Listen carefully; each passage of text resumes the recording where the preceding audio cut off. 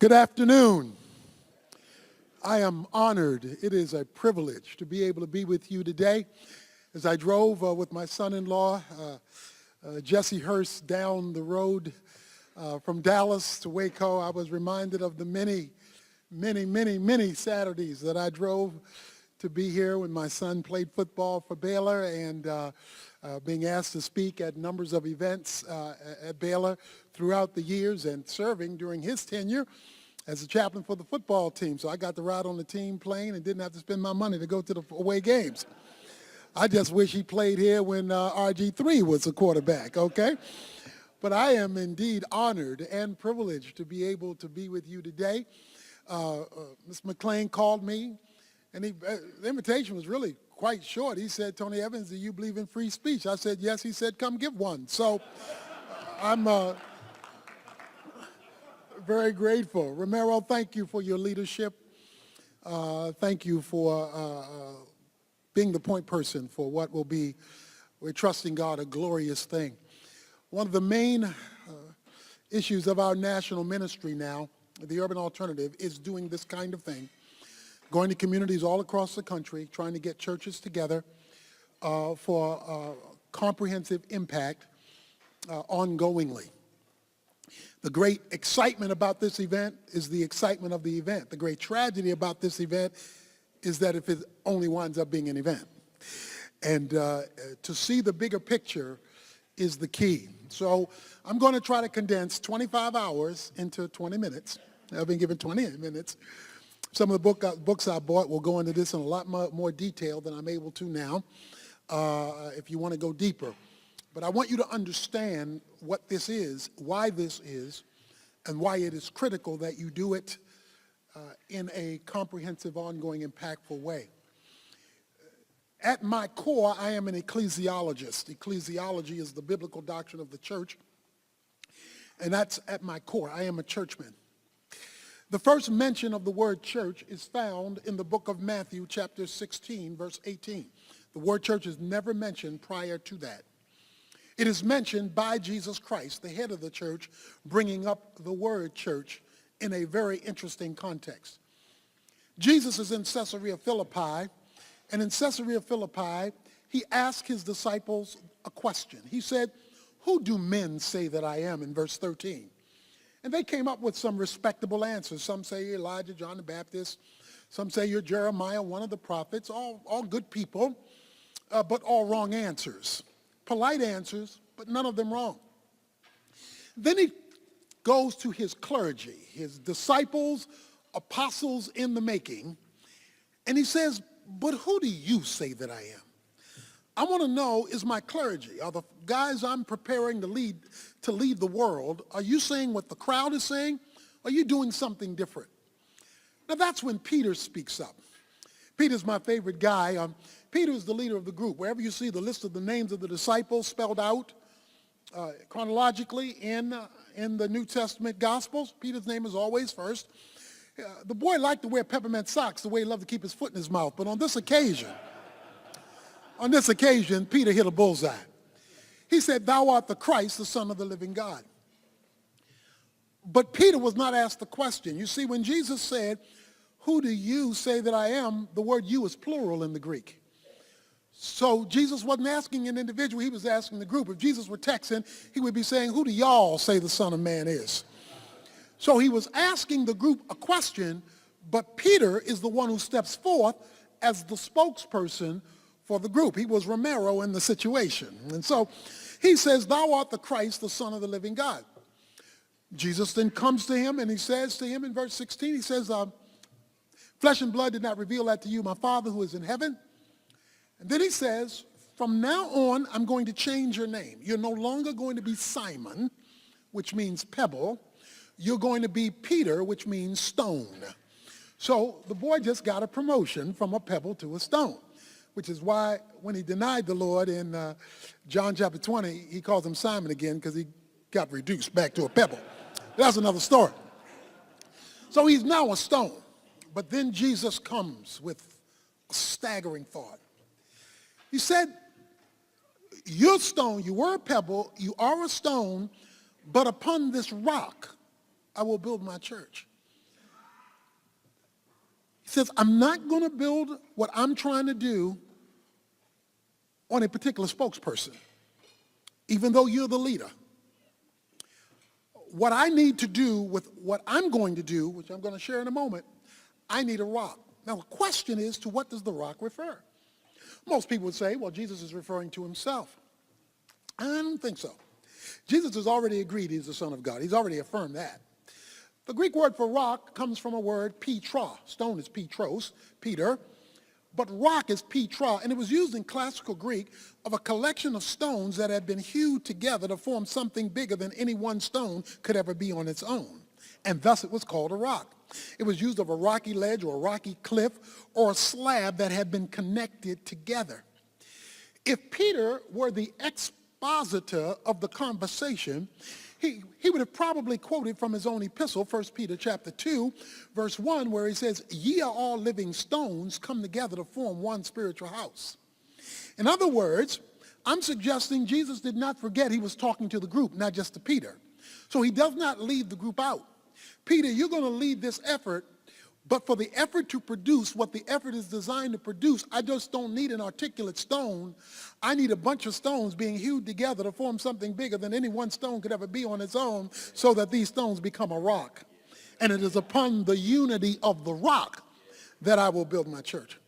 The theology of unity is a theology. You see, we know the triune God is one God composed of three co-equal persons who are distinct in personhood, yet one in essence. Like a pretzel with three holes, the first hole is not the second hole is not the third hole, but you tie all three holes together by the same dough. And so you have one pretzel with three distinct holes. And what you have in the Godhead is the Father, not the Son. The Spirit is not the Father, but all three are tied together by the same dough of divine nature. And this one God always acts in unity. Jesus said, I work because my Father works. The only time unity was broken was on Calvary. But apart from Calvary, where sin had to be addressed, the function of the Godhead only does what it is designed to do when unity occurs, which is why Satan's biggest goal in history is disunity. Because if he can create disunity, he can keep God at bay. Okay? Because he knows the nature of God. And since God functions in unity, creating disunity keeps God at a distance because God cannot conflict with himself. So he says, if I can get these stones to become a rock, then I'm going to build something. And what I'm going to build is the ecclesia, the Greek word for church. First time it's ever used. But it's not a religious word. The word ecclesia was used in koine, everyday speaking Greek. If you were living in the Roman world at that time, and you were walking up and down the street, you would hear the word ecclesia all the time. It wasn't a unique word, because it referred to the assembly of people who came together to legislate in the city-states of Greece. It was a legislative body. It's used that way in Acts chapter 19, verse 39, where it says that the people assembled, ecclesia, to pass laws against the expansion of Christianity. So what you have are a lot of ecclesias taking place to restrict the church. You've got ecclesias, gatherings of people. You've got 1% of the population who is now redefining the definition of marriage as an ecclesia. That is, they are a legislative body. But of course, when Jesus uses the word, he's talking about something else.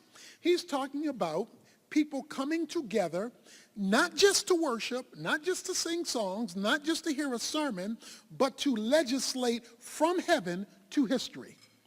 America has embassies all around the world. An embassy is a little bit of America a long way from home.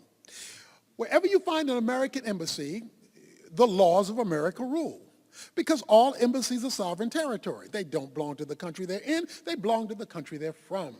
So American embassies, wherever you find them, rule on behalf of the bigger nation called America. If you get in trouble, you want to get across that embassy gate, because once you get across that embassy gate, you're in America now. Well, guess what the church is supposed to be? A little bit of heaven a long way from home. It is supposed to be where the values of eternity are resident in history. Now, here's the key. One of the books that we just came out with is America, Turning a Nation to God. And one of the points we make in the book is God will not skip the church house to change the White House. He will not skip what the church is doing to make the nation better. In fact, Ephesians 3 verse 10 says, God checks with the church before he deals with the principalities and powers. So it is the unity of the church without compromising any of the fundamentals of the church that will determine God's involvement for the nation. Which is why 2 Chronicles 7:14 says, if my people, called by my name, not if the culture, if my people. That's why the divisions, political divisions, class divisions, racial divisions, denominational divisions, those divisions that keep us at bay make the church a co-conspirator in the decline of the culture.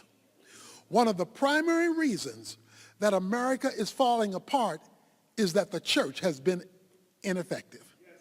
I will build my church. Notice he says, I'm building the church, and the gates of hell is trying to prevail against it. We're in a football stadium. Jesus says, I'm on offense. I got the ball because I'm doing the building. Hell is on defense because it's trying to stop me. So how do you know whether your church or the group of churches are really Jesus' church? Jesus says, by who's winning? Because he says the church I'm building, hell is not prevailing against it. So if hell is prevailing against it, we must not be building his church. We must be building our church. We're just using his name. He says, I will build my church, and the gates of hell will not be able to overtake that. But the reason why we can have all these churches on all these corners with all these preachers and all these members and all these buildings and all these programs and still have all this mess is because there's a dead monkey on the line. And the dead monkey is the absence of the unity of the church. Not sameness. Unity, the Father is not the Son is not the Spirit, but oneness of purpose. That's the biblical meaning of unity. Why unify the church? Here's why. Verse 19 of Matthew 16. He says, I will give you the keys to the kingdom. What do you do with keys? You gain access. Access to your house, access to your car, access to your office. Keys are access. They get you in and they get you out. You ever been in a hurry and not been able to find your keys? I mean, you're not going nowhere. Okay? Or maybe you're like me. You got a whole key ring full of keys, and some of them keys, you don't even know what they go to anymore. Here it is. The church does not exist for the church. The church exists for the kingdom. I will give you the keys to the kingdom. One of the reasons why the culture does not feel our impact is that the church has begun existing for the church and not the greater program of God.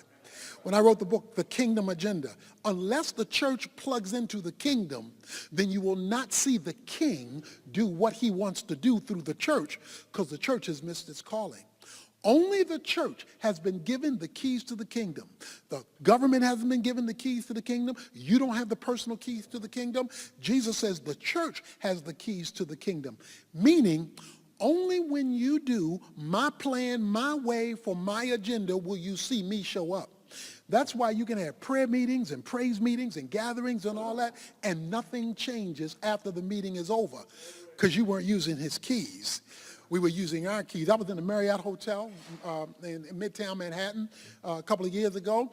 I had to check out, catch plane, go to the Hilton Hotel. When I got to the Hilton Hotel in Chicago, real cold and everything, I had my bags. I left the Marriott in New York, flew to Chicago, got in the Hilton Hotel, checked in, went to the 35th floor, click, click, put my key in, red light. Click, click, put my key in, red light. Click, click, put my key in, red light. I was evangelically ticked off. I done gone up 35 floors.